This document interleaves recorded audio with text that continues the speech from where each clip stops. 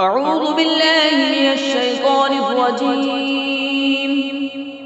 بسم الله الرحمن الرحيم. إذا وقعت الواقعة ليس لوقعتها كاذبة خافضة رافعة إذا رجت الأرض رجا وبست الجبال بسا فكانت هباء منبثا وكنتم أزواجا ثلاثة فأصحاب الميمنة ما أصحاب الميمنة وأصحاب المشأمة ما أصحاب المشأمة والسابقون السابقون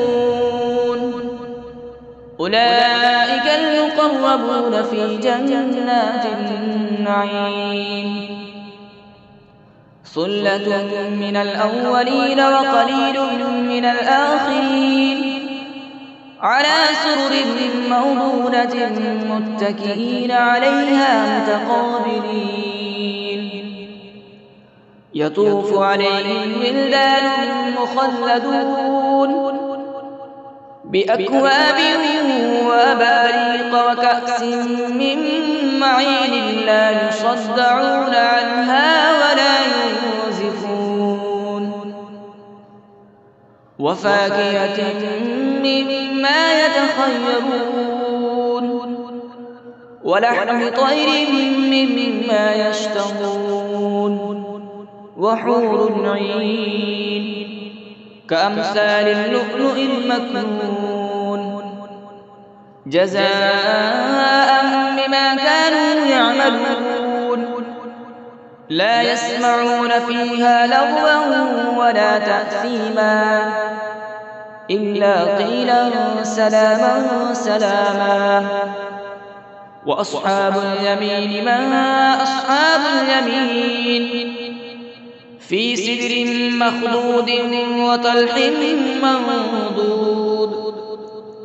وظل ممدود وماء مسكوب وفاكهة كثيرة لا مقطوعة ولا ممنوعة وفرش مرفوعة إنا أنشأناهن إنشاء فجعلناهن أبكارا عربا أترابا لأصحاب اليمين ثلة من الأولين وثلة من الآخرين وأصحاب الشمال ما أصحاب الشمال في سموم وحميم وظل من يحموم لا بارد ولا كريم إنهم كانوا قبل ذلك مترفين وكانوا يصرون على الحنث العظيم وكانوا يقولون أئذا متنا وكنا ترابا وعظاما أئنا لمبعوثون أوآباؤنا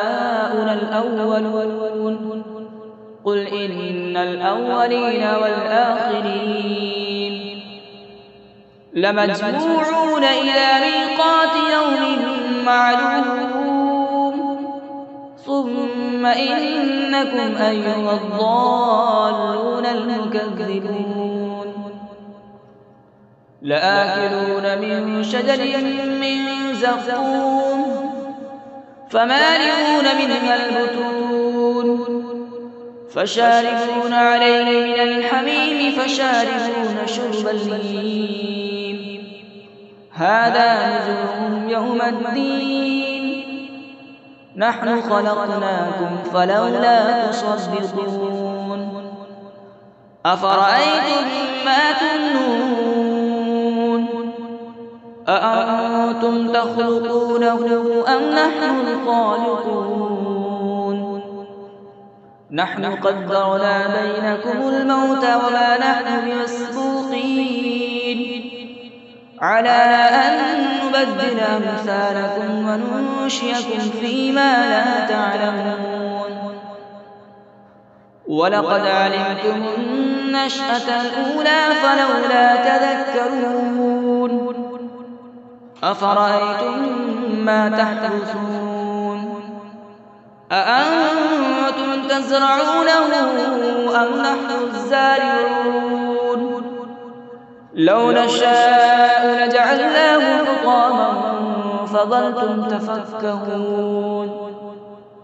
إنا لمغرمون بل نحن محرومون أفرأيتم الماء الذي تشربون أأنتم أنزلتموه من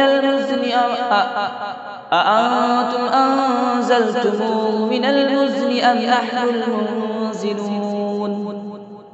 لو نشاء جعلناه أجاجا فلولا تشكرون أفرأيتم النار التي تورون أأنتم أنشأتم شجرتها أم نحن المنشئون نحن جعلناها تذكرة ومتاعا للمقوين فسبح باسم ربك العظيم فلولا أقسم بمواقع النجوم وإنه لقسم لو تعلمون عظيم إنه لقرآن كريم في كتاب مكنون لا يمسه إلا المطهرون تنزيل من رب العالمين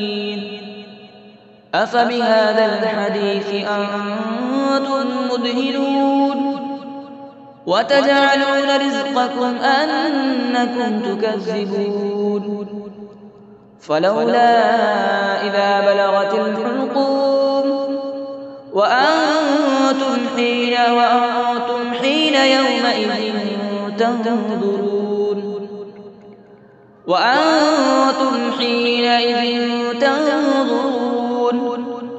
ونحن أقرب إليه منكم ولكن لا تبصرون فلولا إن كنتم غير مدينين ترجعونها إن كنتم صادقين فأما إن كان من المقربين فروح وريحان وجنة نعيم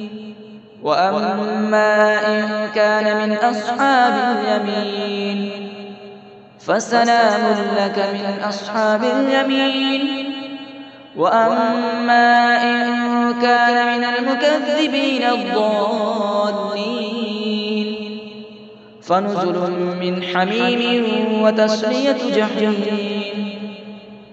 إن هذا لهو الحق اليقين فسبح باسم ربك العظيم صدق الله العظيم.